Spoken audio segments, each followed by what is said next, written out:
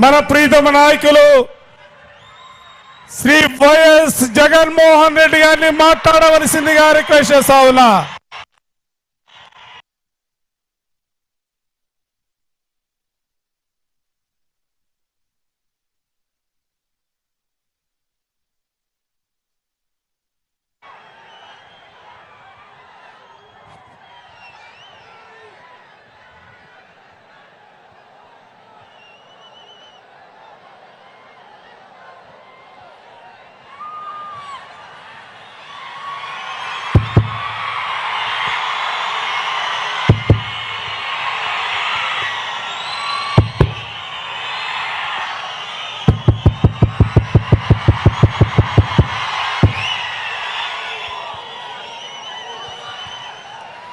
ఎమగనూరులో ఈరోజు ఇక్కడ నా కళ్ళ ముందు ఉన్న ఈ దృశ్యం చూస్తా ఉంటే ఒక మాట చెప్పాలనిపిస్తా ఉంది. ఈ సభ ఎమగనూరు చరిత్రలో ఎప్పటికీ కూడా సువర్ణాక్షరాలతో నిలిచిపోతుంది. ఈ సభ నా రాయలసీమ గడ్డ మీద మన కర్నూలు జిల్లాలో వాన చిరుకులన్నీ కూడా ఒక్కటైనట్టు బిందువు చేరి సింధు అయినట్టు ఇక్కడక జన సముద్రం కనిపిస్తా ఉంది. ఇక్కడ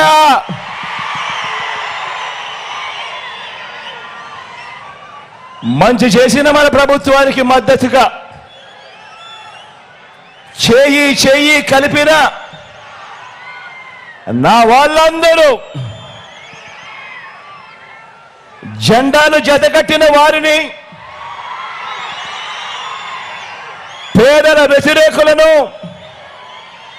ఓడించి మీ వాడిని, మీ బిడ్డను ఆశీర్వదించడం కోసం, గెలిపించడం కోసం రావడం నా పూర్వజన్మ సుకృతం అని చెప్పి చేతులు జోడించి పేరున మీ అందరికీ అభివాదం చేస్తా ఉన్నాను.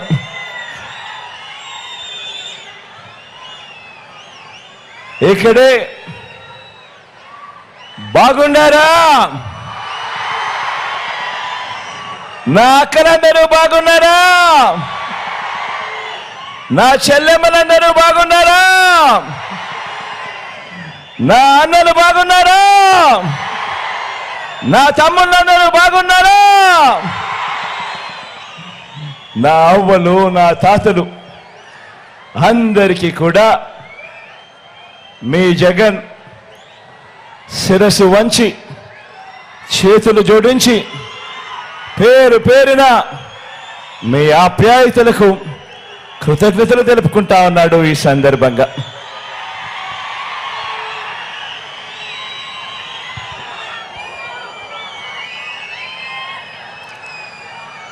మే 13న కురుక్షేత్ర యుద్ధం జరగబోతా ఉంది. పేదలు ఓ వైపున, పెత్తందారులందరూ మరోవైపున. ఈ పెత్తందారులందరినీ ఓడించేందుకు, పేదల పక్షాన నిలబడేందుకు నేను సిద్ధం. మీరంతా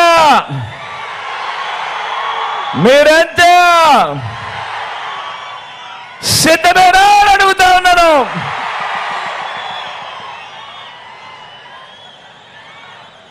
ఈ పొత్తులను, ఈ జిత్తులను, ఈ మోసాలను, ఈ అబద్ధాలను, ఈ కుట్రలను, వీటి అన్నింటినీ కూడా ఎదుర్కొంటూ పేదల భవిష్యత్తుకు అండగా నిలిచేందుకు నేను సిద్ధం. మీరంతా సిద్ధమేనా?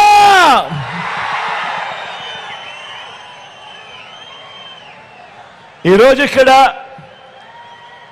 ఈ మహా సైన్యం ఏమి చెబుతోందో తెలుసా? ఈ సిద్ధం సిద్ధమని లేసే ప్రతి చెయ్యి, ప్రతి గుండె ఏమి చెబుతోందో, మా ఇంట గత 5 ఏళ్లుగా మంచి జరిగింది అని చెప్పి ప్రతి గుండె చెబుతా ఉంది, ప్రతి చెయ్యి చెబుతా ఉంది. ఈ మంచికి మేమంతా మద్దతు పలుకుతున్నామని చెబుతోంది. ఈ మంచి కొనసాగాలని ఇక్కడున్న ప్రతి చెయ్యి, ఇక్కడున్న ప్రతి గుండె చెబుతోంది. మా గవర్నమెంట్ బడులు బాగుపడుతున్నాయి అని చెబుతోంది ప్రతి గుండె. మా పిల్లల చదువులు మెరుగుపడుతున్నాయి అని చెబుతా ఉంది మా ప్రతి గుండె.